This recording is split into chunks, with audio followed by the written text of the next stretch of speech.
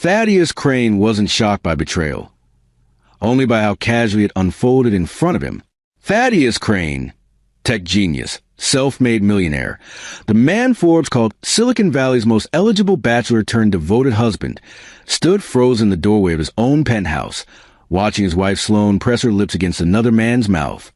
Not just any man. Beckett Von Strauss, his former business partner, the man who'd sat across from him at board meetings for 6 years. But here's what really destroyed him.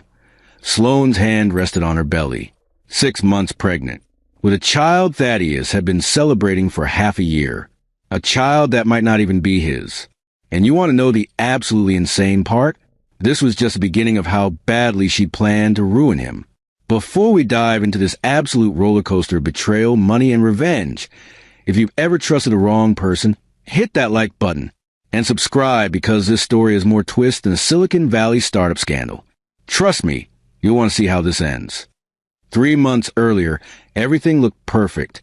Thaddeus and Sloane Crane lived in a $7 million penthouse overlooking Newport Beach, California.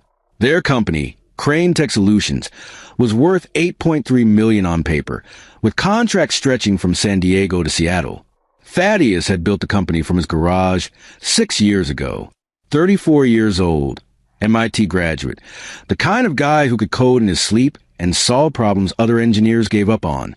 Sloane worked as marketing director at Strauss Global Corporation, pulling in $200,000 a year, driving a Tesla Model X, wearing Gucci like it was Target clearance. Perfect couple, perfect life, except nothing in Newport Beach is ever actually perfect. Thad, we need to talk about finances, Sloane said one Tuesday morning, stabbing her fork into organic egg whites that cost $9 at Whole Foods. Thaddeus looked up from his laptop. What about them? I think we should separate our accounts. You know, for independence. Modern marriages work better when both people maintain financial autonomy. Red flag number 1. But Thaddeus missed it completely. If that makes you happy, sure, he said, already distracted by an email from his lead developer. Sloane smiled. That smile should have warned him. It was the same smile a shark gives right before it bites. 2 weeks later, Thaddeus noticed something weird while reviewing their joint account statements. $75,000. Gone. Transferred to something called Meridian Consulting Group, LLC. He called their bank. Can you tell me what Meridian Consulting does? I'm sorry, Mr. Crane. That's a private offshore entity. We don't have those records. Offshore. The word tasted wrong in his mouth. Thaddeus made a phone call to his college roommate, Dashiell Chun, who now worked as a private wealth manager in San Francisco. Dash, I need you to freeze half our liquid assets. Quietly. Can you do that? Thad, what's going on? Just call it security concerns. Don't let Sloane know yet. Dashiell paused. Brother, if you're asking me this, something's already wrong. I know. Just do it. 3 days later, Sloane came home glowing. Thad, I have amazing news. He looked up from debugging code. What's up? We're pregnant. For exactly 10 seconds, Thaddeus felt pure joy, the kind that makes your chest feel too small for your heart. Then reality set in over the next few weeks. Sloane started taking mysterious weekend trips. Work retreat, she'd say. Beckett wants a marketing team bonding in Santa Barbara. Beckett, her boss, the CEO of Strauss Global. Thaddeus had met him twice. Once at their wedding, tall, silver-haired, the kind of rich that came from family money dating back to railroad barons. The second time at a charity gala where Beckett had shaken his hand just a little too hard, held eye contact a little too long. Dominance display. Thaddeus had told Sloane afterward. He's marking territory. You're paranoid, she laughed. But paranoia and pattern recognition aren't the same thing. And Thaddeus was very, very good at recognizing patterns. One Saturday, Sloane forgot her phone at home during one of her solo spa days. It buzzed. Thaddeus shouldn't have looked. He looked. A text from a number saved as MS, with a photo attached. A group of people on a yacht. Sloane in a bikini, laughing. Beckett with his arm around another woman. And in the background, someone else. A younger man with Beckett's jawline, same piercing blue eyes, leaning too close to Sloane. The message read, "That trip was perfect. Can't wait for the next one." Thaddeus zoomed in on the photo. The man's hand was resting casually on Sloane's shoulder.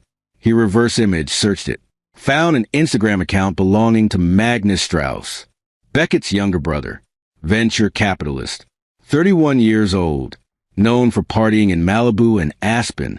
Thaddeus screenshotted everything, stored it in an encrypted folder.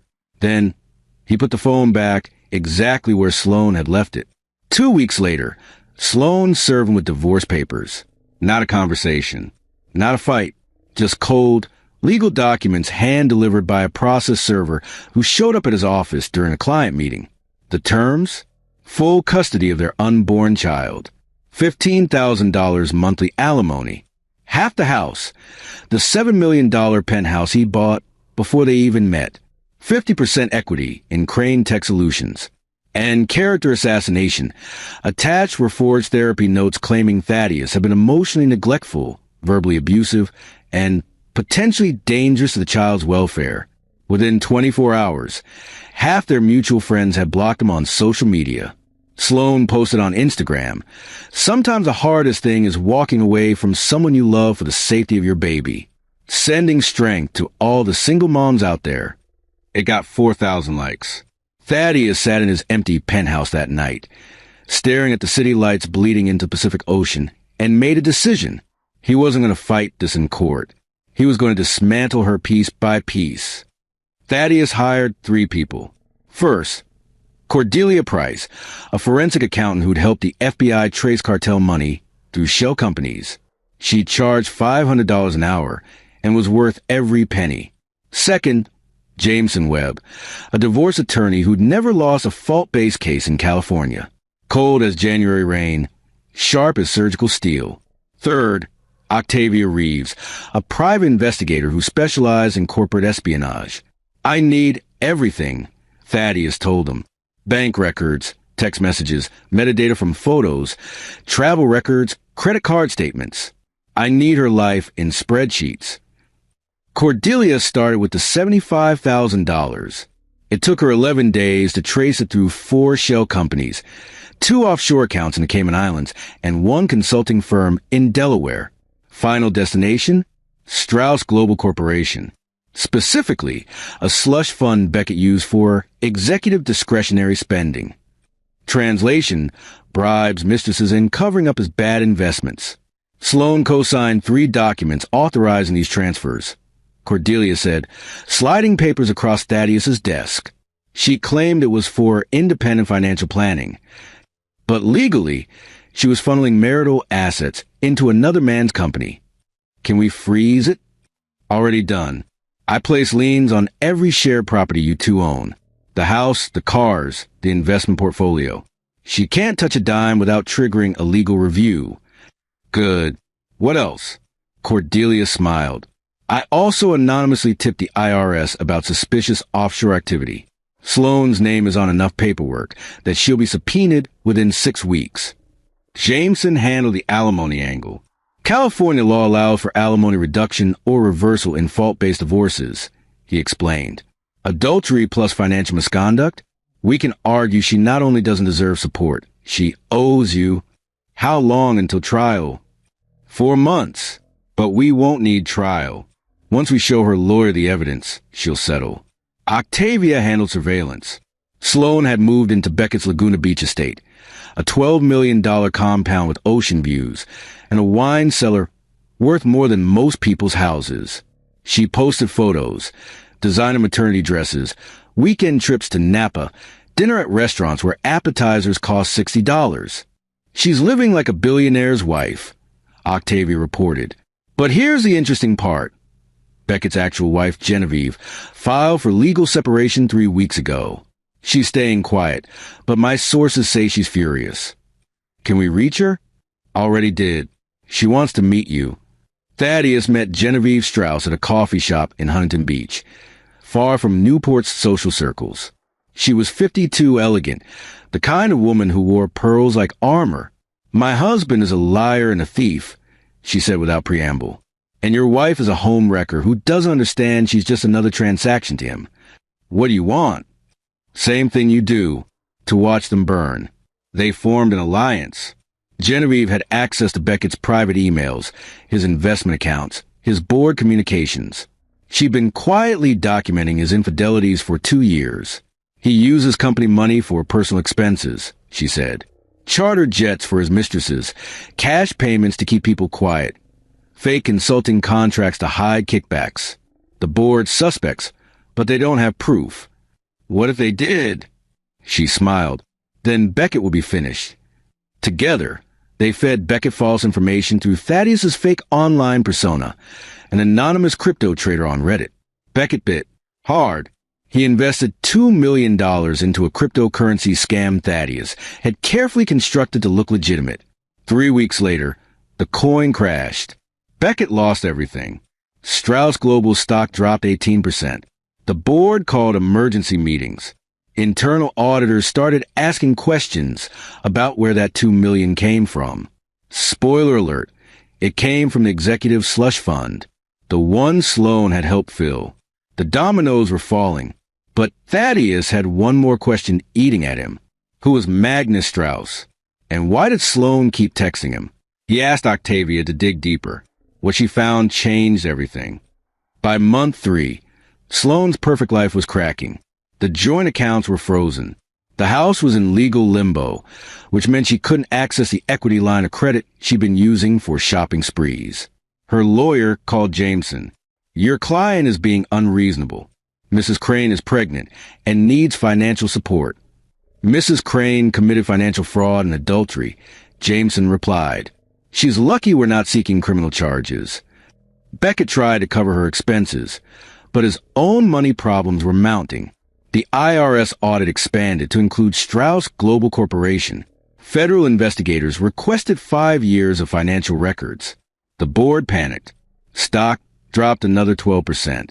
Beckett's lawyer sent a letter demanding he cease all personal expenditures using company resources. Translation: no more funding Sloan's lifestyle. She had to move out of the Laguna Beach estate into a regular apartment in Costa Mesa. Nice, but not billionaire nice. Her Instagram posts slowed down. The designer outfits disappeared.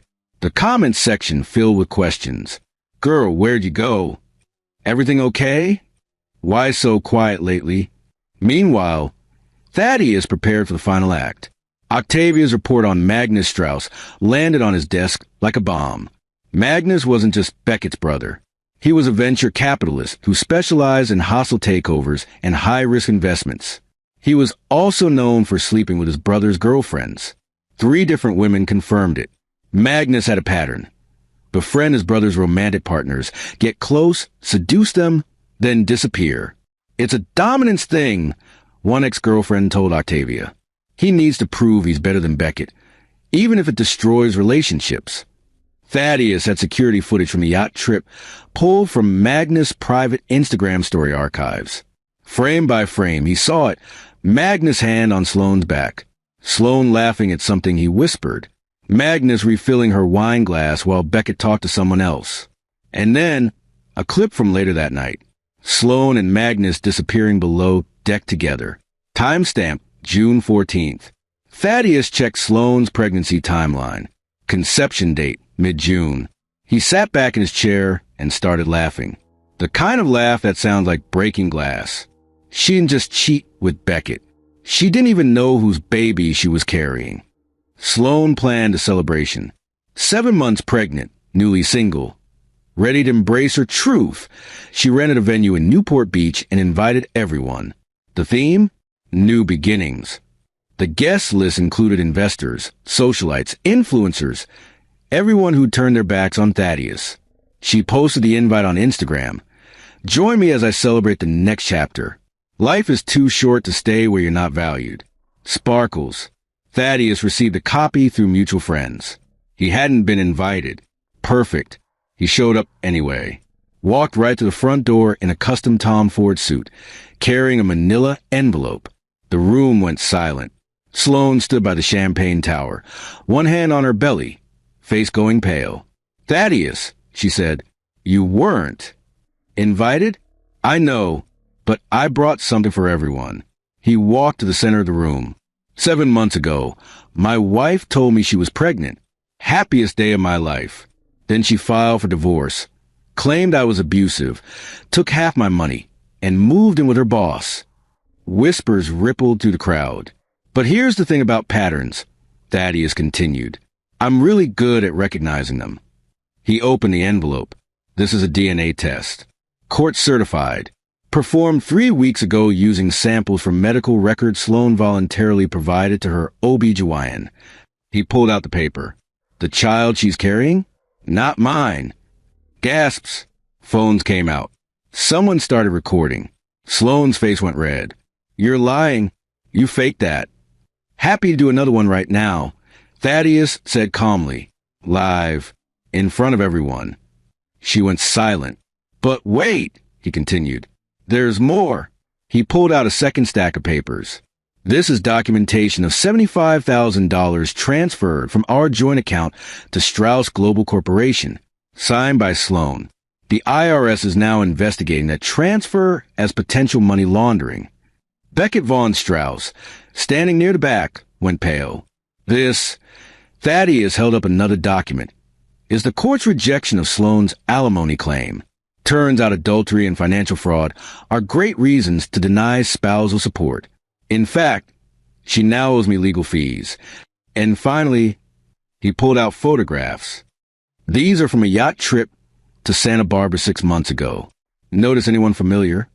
He held up the photo of Sloan and Magnus below deck. The room exploded. Sloan grabbed for the photos, but Thaddeus stepped back. That's when the front door opened. Genevieve Strauss walked in, holding a laptop. Sorry I'm late, she said sweetly.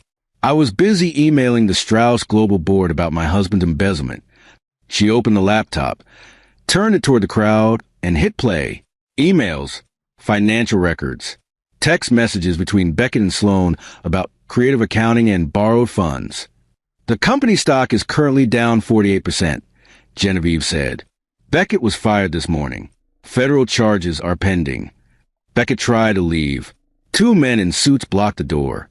FBI one said, Mr. Von Strauss, we need you to come with us. The room erupted into chaos.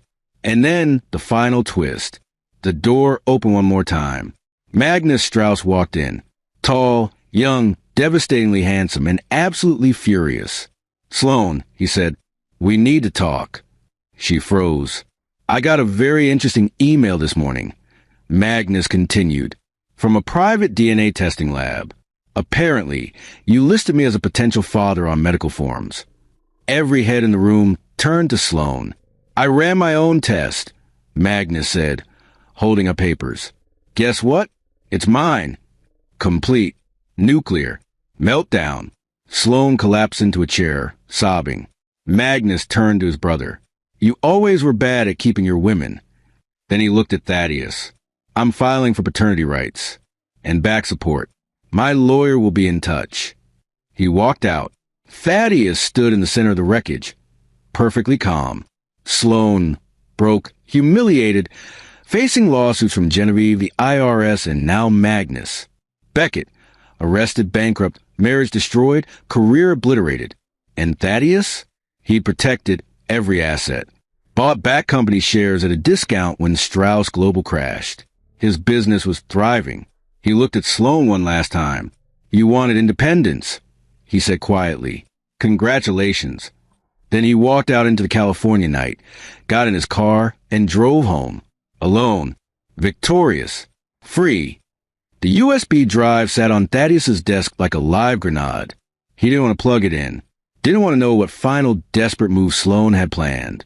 But curiosity, the same trait that made him a brilliant engineer, won out. He opened it on an air-gapped laptop, completely disconnected from any network. Smart move. The drive contained 3 folders. Folder 1, board recordings, audio files, dozens of them. Crane Tech board meetings from the last 2 years. Thaddeus's voice discussing expansion plans, investor deals, proprietary technology developments. Nothing illegal, but incredibly sensitive. Competitive advantage information that rival companies would pay millions for. Folder 2, client contracts, original drafts. His stomach dropped. These were draft contracts showing terms Thaddeus had negotiated before finalizing deals. Some included pricing strategies, profit margins, and development timelines that contradicted what he'd told certain clients. Still not illegal. Negotiation is negotiation, but damaging if taken out of context. Folder 3, personal. He almost didn't open it. Inside were photos. Him and Genevieve Strauss having coffee. Text message screenshots between them discussing Beckett's finances. Meeting notes about their alliance. And one video file. Thaddeus clicked it. Security footage from Genevieve's house. Timestamp from 2 weeks ago. It showed Thaddeus and Genevieve in her study, laughing over wine, sitting closer than business partners should sit. Nothing happened. They'd never crossed that line. But the footage was edited to look like something did. At the bottom of the drive, a text file. Read me. Thaddeus, I know you think you destroyed me. And maybe you have, but I've been planning my exit strategy since the day I married you. These files go to your investors, your clients, and every tech blog in Silicon Valley unless you agree to the following. Drop all legal claims. Pay me $2 million. Sign an NDA stating you'll never speak publicly about our marriage. You have 48 hours. Choose wisely. Sloan. Blackmail. She was blackmailing him. Thaddeus leaned back in his chair, pressed his palms against his eyes, and laughed. Not a happy laugh. The kind of laugh you make when you realize the war isn't over. It's just entering a new phase. He called Jameson Webb his attorney. She's trying to extort me. Did you touch the files? Only on an isolated machine. Good. Don't respond to her. Forward everything to me and Octavia. We're going to bury her. But here's the thing about blackmail. Even if it's built on lies, it can still destroy you. Thaddeus knew that if those files went public, context wouldn't matter. Headlines would scream, tech CEO caught in corporate espionage scandal, and Crane dating married client while divorcing wife. The truth would come out eventually, but his company would bleed investors in the meantime. He had 46 hours left. Thaddeus drove to Huntington Beach and knocked on Genevieve's door at 9 p.m. She answered in silk pajamas, reading glasses perched on her nose, holding a glass of red wine. Thaddeus, this is unexpected. Sloan has footage of us. She's claiming we had an affair. Genevieve went still. Show me. He pulled up the video on his phone. She watched it twice, expression unreadable. That little snake, she finally said. She hacked my home security system. Can you prove it? Absolutely. My security company logs every access. If someone tampered with the footage, there'll be metadata trails. She grabbed her laptop, fingers flying across the keyboard. Here, she said, turning the screen. June 23rd, 2 a.m. Someone remotely accessed a camera system from an IP address in Costa Mesa. Want to bet that's Sloan's apartment. Can we use this? Better. We can have her arrested for illegal surveillance and hacking. Thaddeus felt the first spark of hope in 3 days. But there's a problem, Genevieve continued. Even if we prove she hacked the footage, the damage is already done if she releases it. Your investors won't care about technical details. They'll just see you cozied up with your ally while your pregnant wife was supposedly suffering. So what do we do? Genevieve smiled.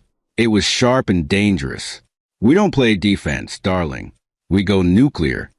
While Thaddeus dealt with Sloan's blackmail, Magnus Strauss was causing his own chaos. He filed paternity papers demanding full custody, claiming Sloan was financially unstable and emotionally unfit to parent. Not wrong. But coming from a man who'd partied through his 20s spending his trust fund on yachts and bottle service, it rang hollow.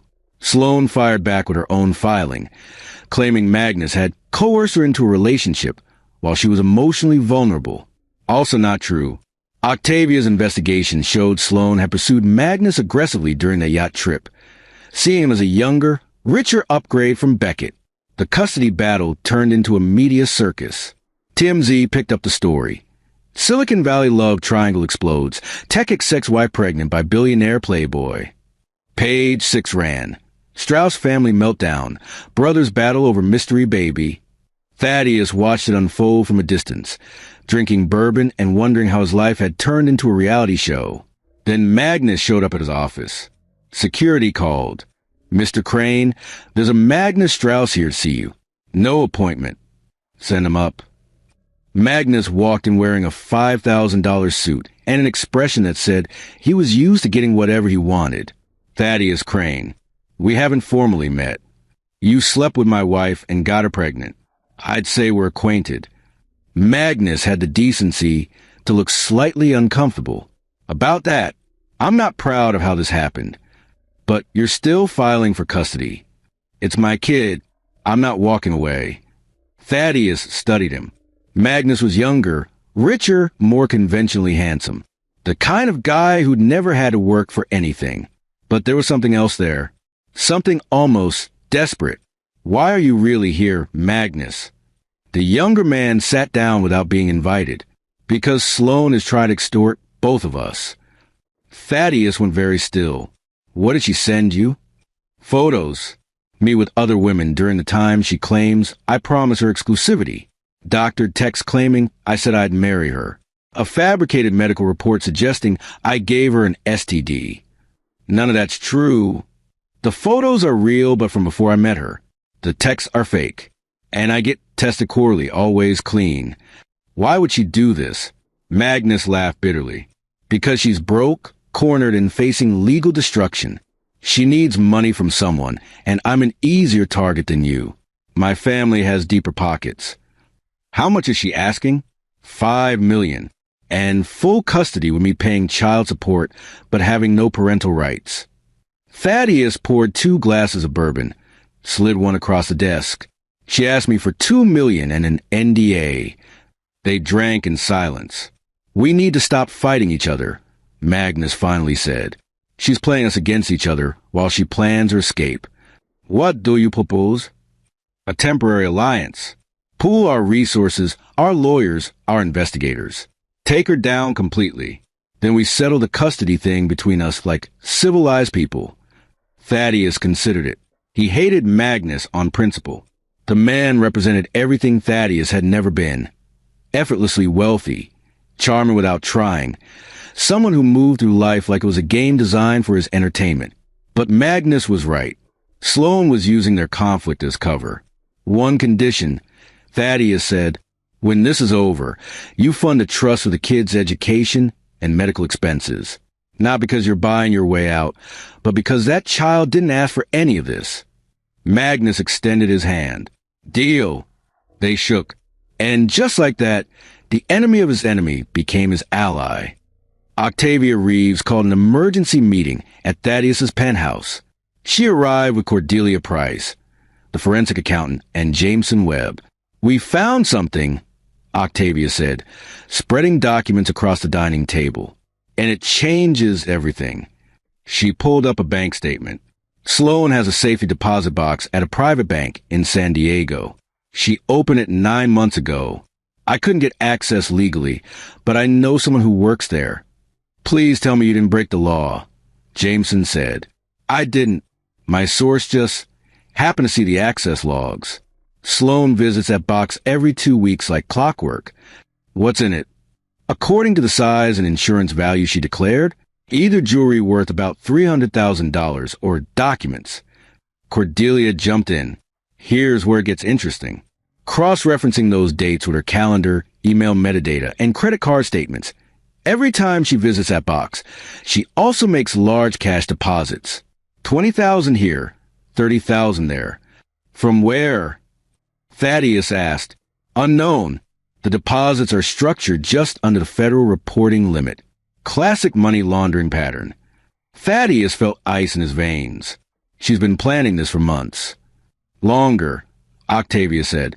"I found a storage unit she rented 14 months ago. 2 months before she announced the pregnancy." "What's in it?" "Don't know yet, but I'm working on it." Jameson leaned forward. "If she's hiding assets and structuring cash deposits, that's federal banking fraud. That's 3 to 5 years in prison. Can we prove it?" Thaddeus asked. "Working on it," Cordelia said. But here's my theory. Sloan has been skimming money from somewhere.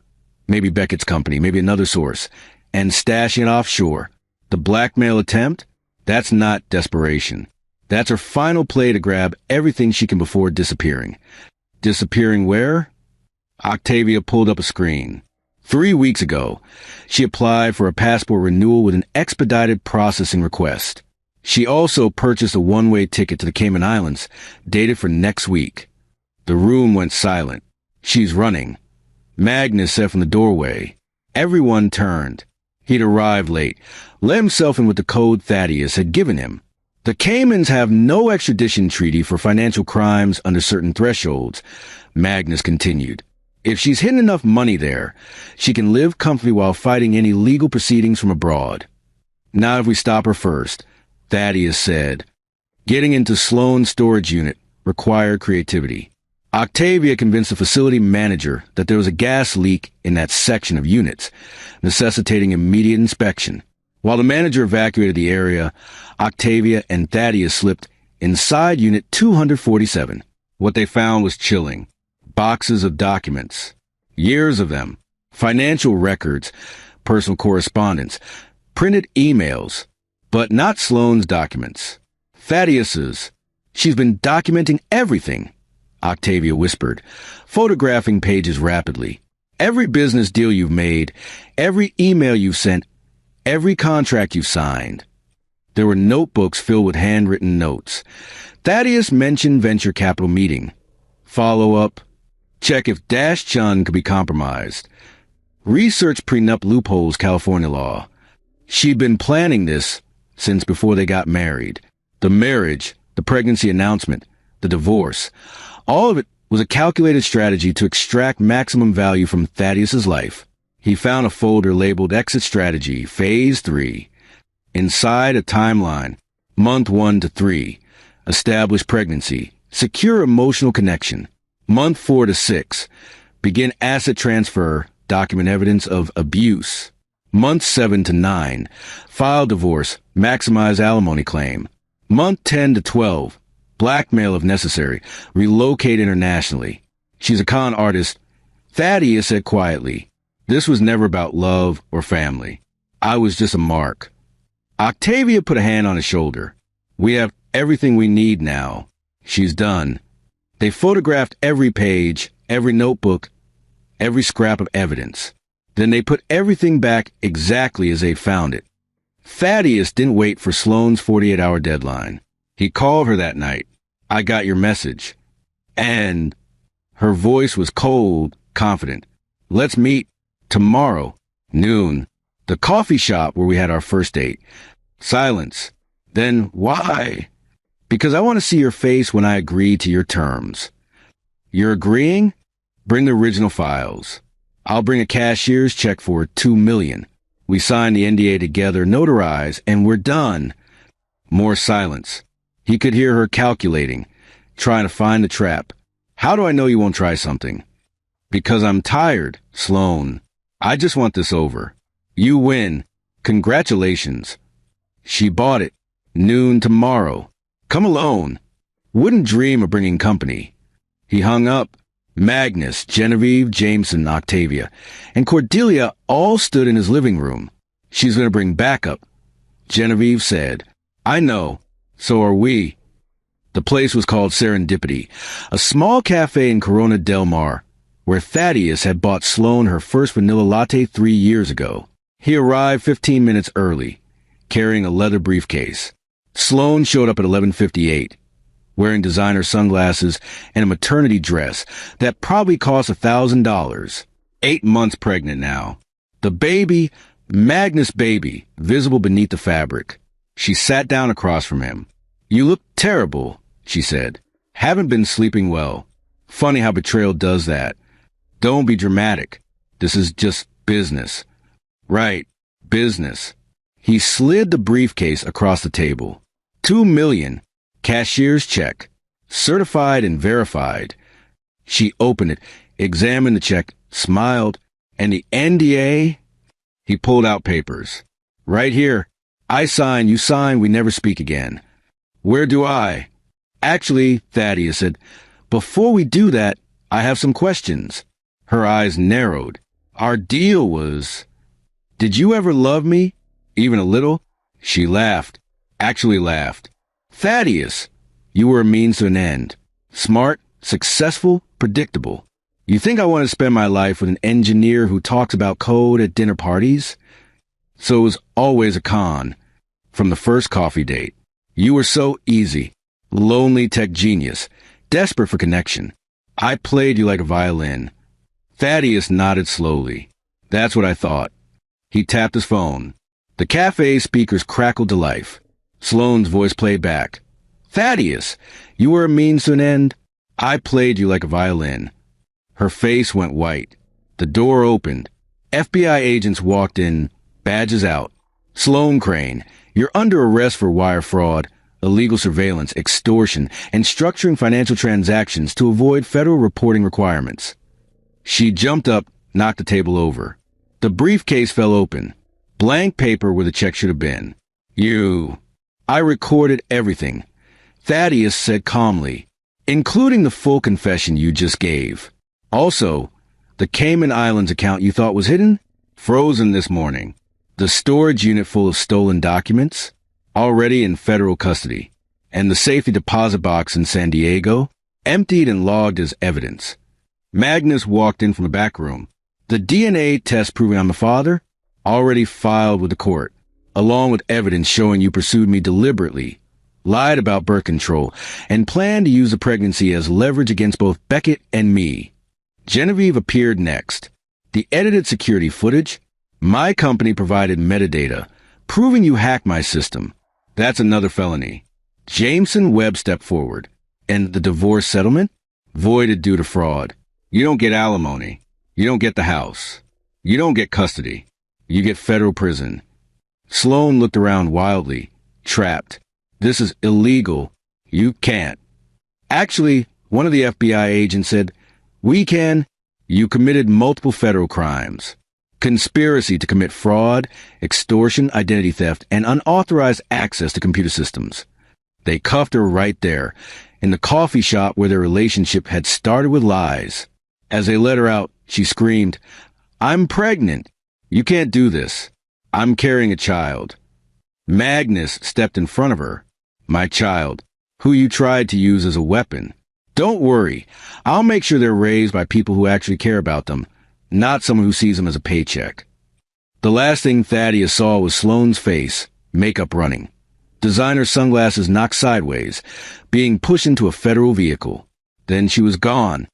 3 months later. Thaddeus stood on the balcony of his penthouse, watching the sun set over the Pacific. Sloane was in federal custody awaiting trial. Her lawyers projected 18 months minimum sentence, possibly more. Beckett Von Strauss had pleaded guilty to embezzlement and fraud.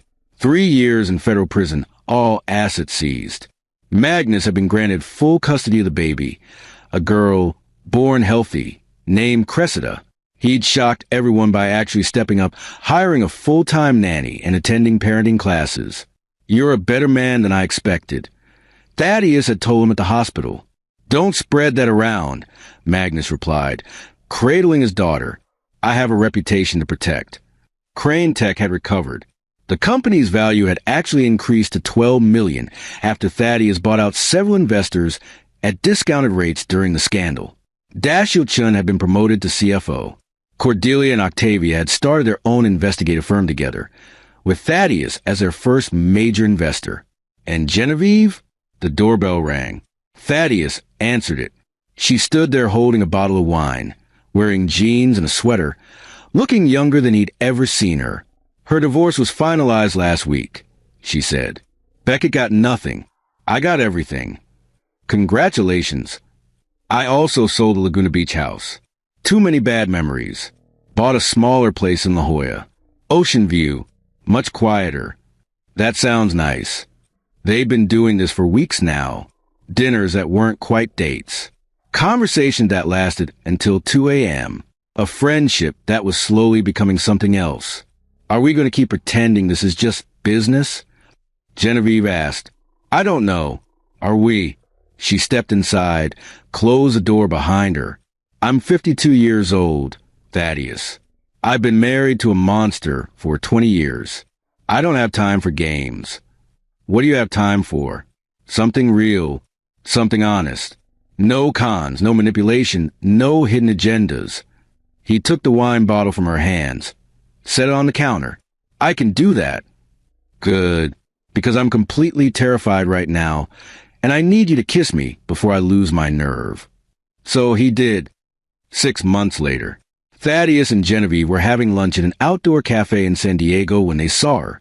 Sloane, released early for good behavior and time served. She walked past their table. Didn't notice them at first. She looked different. Thinner. Older. The designer clothes were gone, replaced by Target basics. Then she saw them.